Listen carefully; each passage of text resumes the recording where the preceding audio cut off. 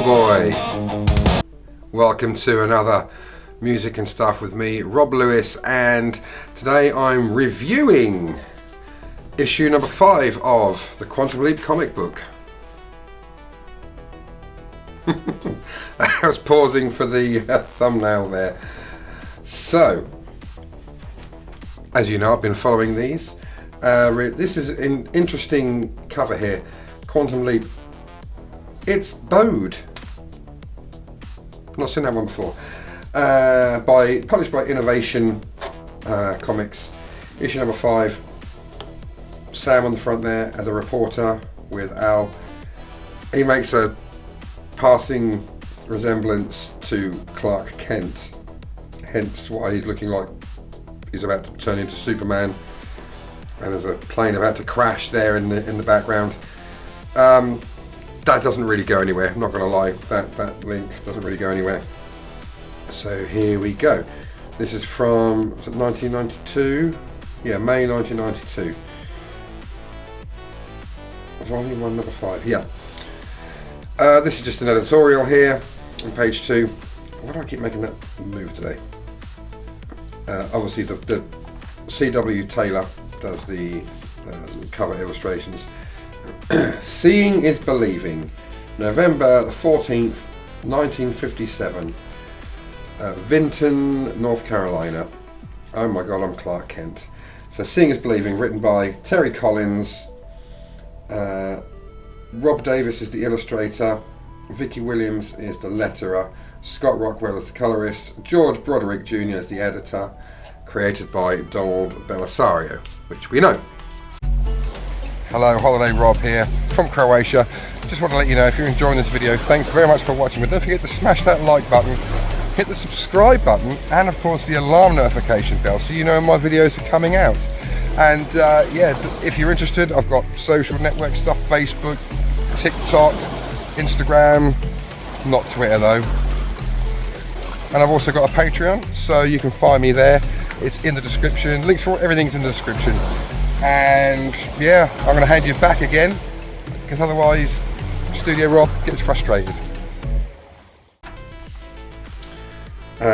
This is his boss. He leaps into Hank Briscoe, Henry Briscoe, a reporter, and he's kind of like a low-level local rag, basically. It's not a bad story. It's not the best of the comics, I'm not going to lie. Illustrations are great, as always. This is the side plot.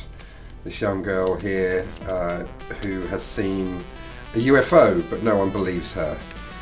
And her dad thinks she's crazy, but she's written a letter to the Dear Dora column in the newspaper looking for advice when Sam has picked up on this. Sam is going to this is interesting, it's the Sputnik, the use of a photograph within a comic book. I'm sure it's not the first nor the last time that's happened. I think it's the first time it's happened in the Quantum Leap comic. Yeah, so he's been given the job of covering the local spelling bee, which he does. Back issues, blah blah blah blah blah. Same there. Was the idea that you tore the page out? Never quite got that. I mean, that would ruin your comic. There he is with the spelling bee. That's the young girl, Katrina.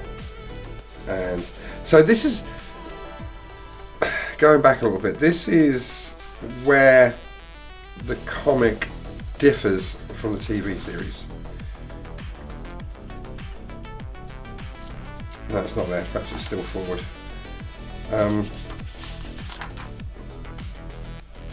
Right, Sam Beckett is this girl grows up to be Katrina Young. I couldn't find anything about Katrina Young in real life. There's a athlete or something, but it's not her.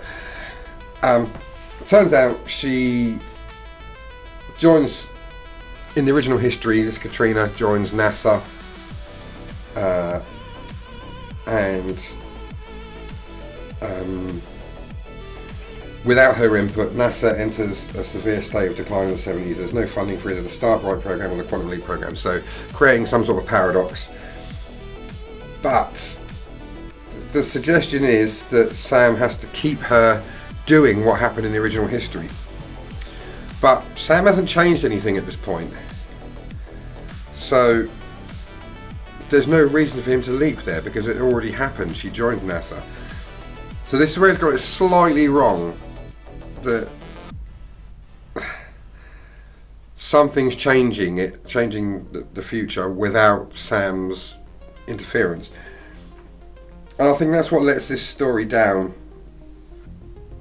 When I read it as a kid, I didn't really pick up on that, but looking back, it goes against like the whole synopsis of the show, where initially in the original history something goes wrong and Sam has to fix it, whereas this time in the original history everything went right, but now something's changed, but we don't know what. That's not explained. Sam hasn't done anything at this point to interfere with that.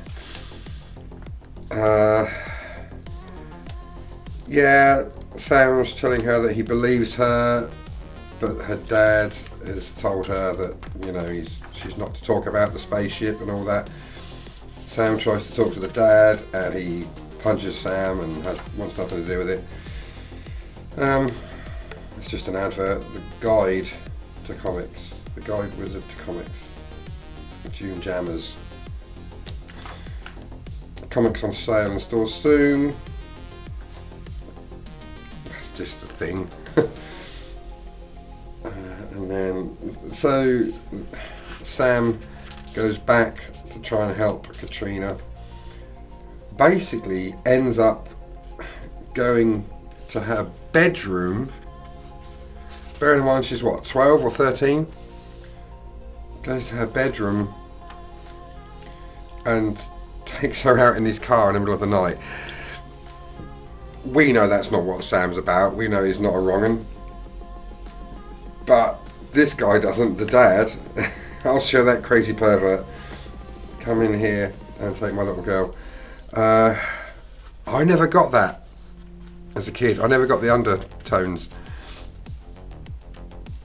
I didn't see anything sinister with that in 1992. I should have done.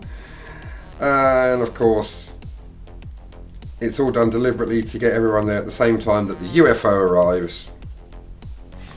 So all is good. Sam saves the day and leaps out.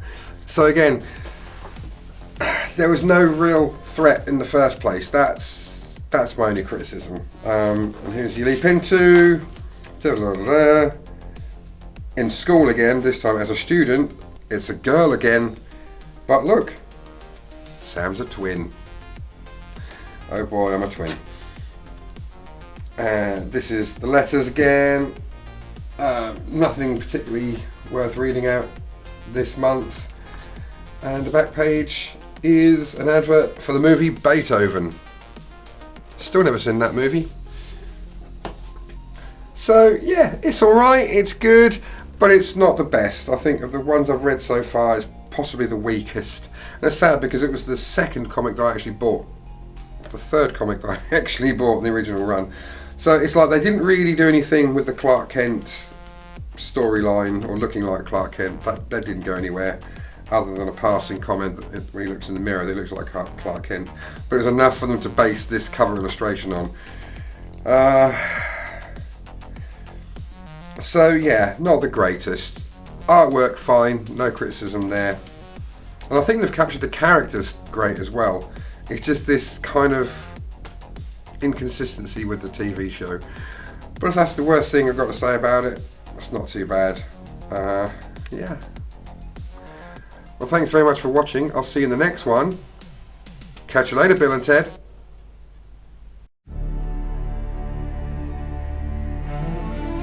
Don't forget to like and subscribe for more.